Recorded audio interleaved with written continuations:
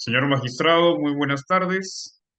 Por defensa de Rubén Darío Lara Tito, se interpone excepción de improcedencia de acción en virtud al artículo 6 del Código Procesal Penal, inciso 1, literal B, respecto a que el hecho no constituye delito, por cuanto el hecho es atípico y se solicita como pretensión principal se declare fundado en virtud de que es atípico por faz negativa de atipicidad absoluta y subsidiariamente por atipicidad relativa.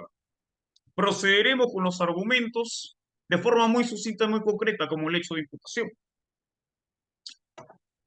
A Rubén Darío Lara Tito se le imputa en calidad de presidente de la República haber favorecido en los procesos de licitación realizados por esa luz entre los periodos del 2019 y 2022 a través de el ministro de Salud, Patricio Miguel Torillo Reategui, a fin de que las empresas conformantes del consorcio Salvando Vidas se vean favorecidos con la buena pro. Asimismo, mencionan que el presidente de ese entonces incrementó sustancialmente el presupuesto asignándolo al MINSA, con la posibilidad de la licitación de salud para favorecer a las empresas conformantes del consorcio ya mencionado. Señor magistrado, tres argumentos de forma muy concreta. El primero, no se cumplen con los elementos descriptivos del tipo respecto a las circunstancias del artículo 384, colusión agravada, segundo párrafo. Por cuanto, leo de forma muy detenida, el funcionario servidor público que interviniendo directa o indirectamente por razón de su cargo en las contrataciones o adquisiciones de bienes, obras o servicios, concesiones o cualquier operación a cargo del Estado mediante concertación con los interesados defraudare patrimonialmente el Estado. Señor magistrado, haber propiciado el aumento del presupuesto fue un hecho ex ante a la contratación. Según la ley de contrataciones del Estado, hay ciertas etapas estipuladas y en ninguna está la aprobación de el presupuesto anual. En ninguna de esas está. De manera que la circunstancia típica no se cumple, señor magistrado. No existe. No estamos en el primer párrafo, estamos en el segundo. No dice en cualquier etapa, dice en la contratación o en la concertación o en la adquisición. De manera que, primer aspecto observado. Segundo, respecto al principio de confianza, sí, señor magistrado, nosotros interponemos esta excepción de procedencia respecto al juicio de tipicidad por haber principio de confianza. En el recurso de nulidad 1865-2010, Junín, se plantea de forma muy concreta.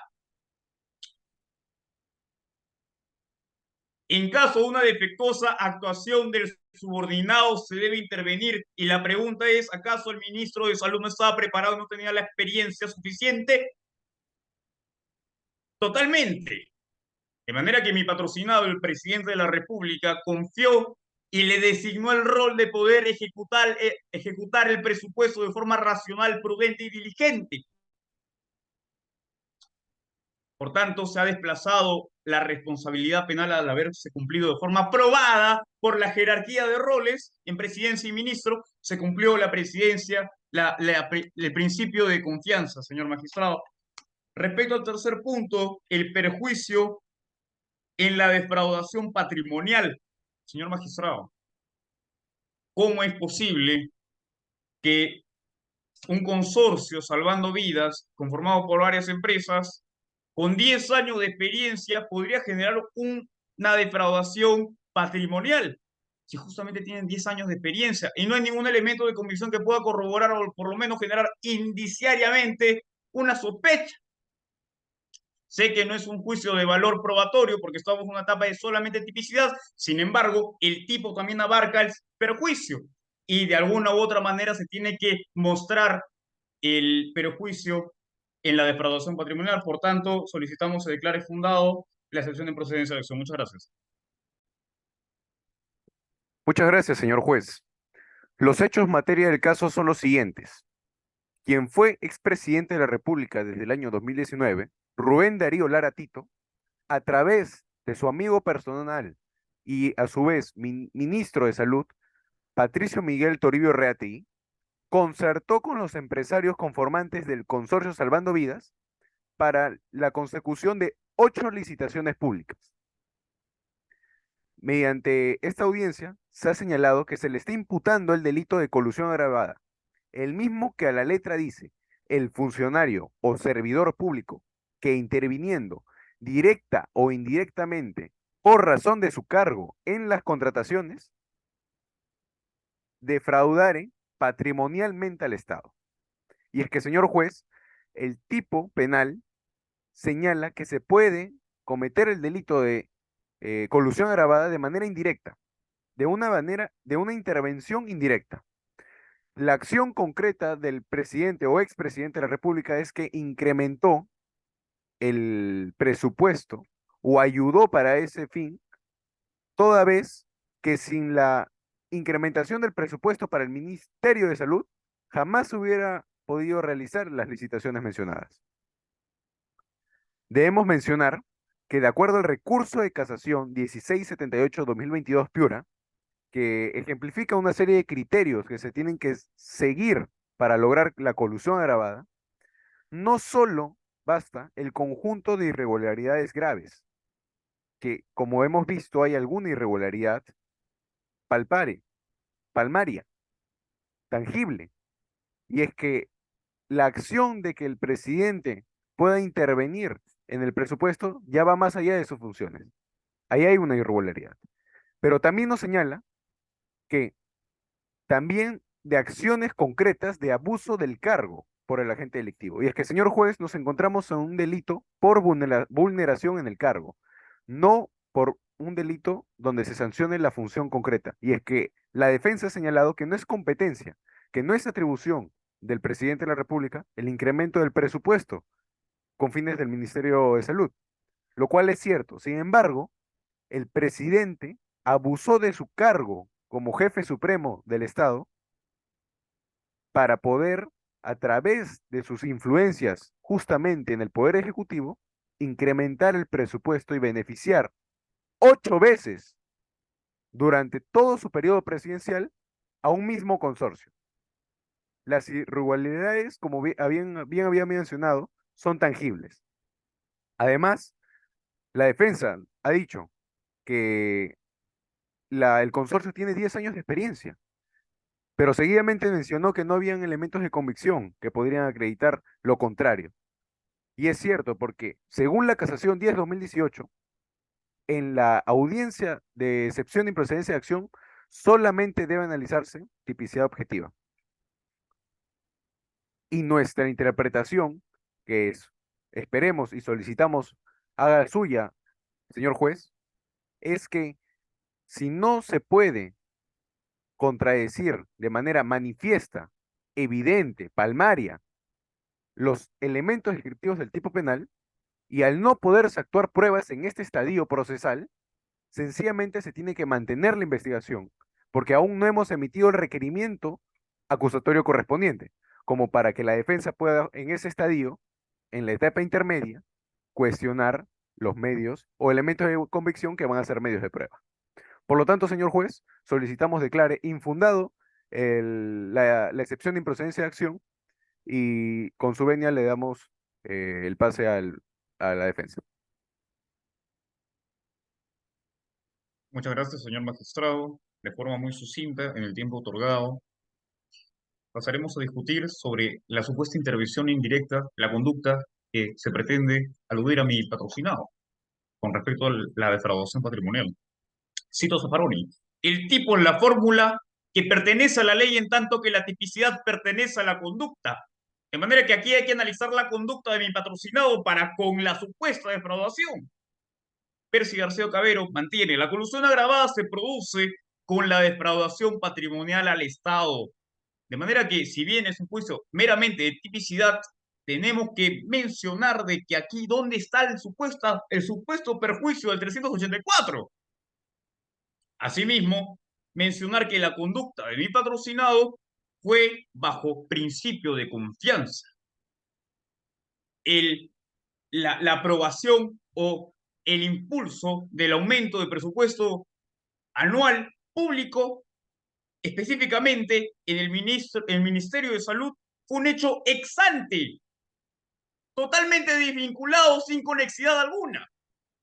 Y en base a eso, con el principio de confianza, mi patrocinado actuó mediante la división o delegación de roles.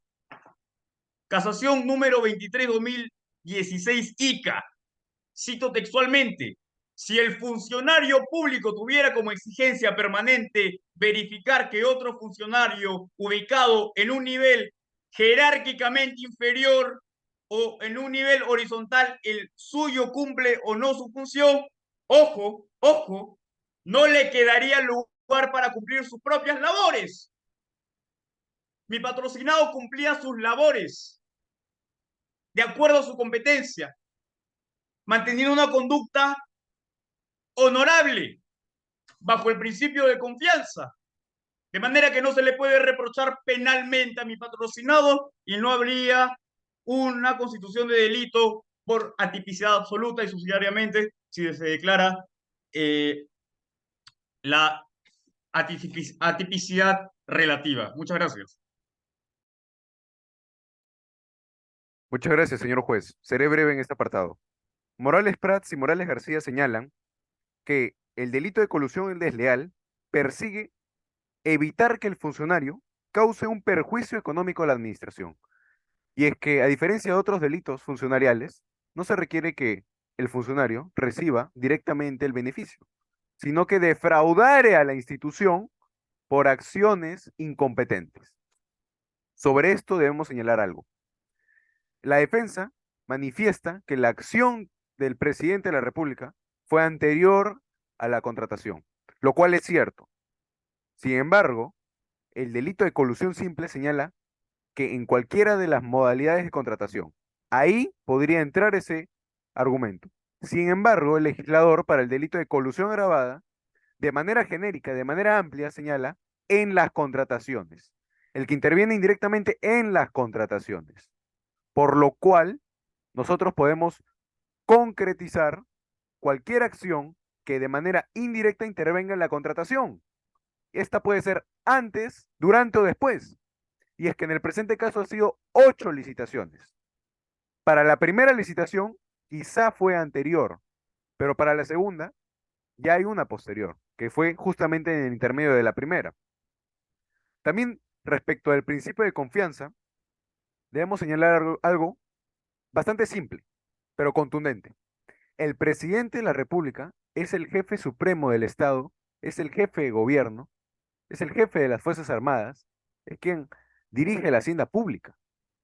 En palabras simples, la Constitución del 93 le da las mayores de las atribuciones al presidente de la República. Es el hombre más poderoso del país.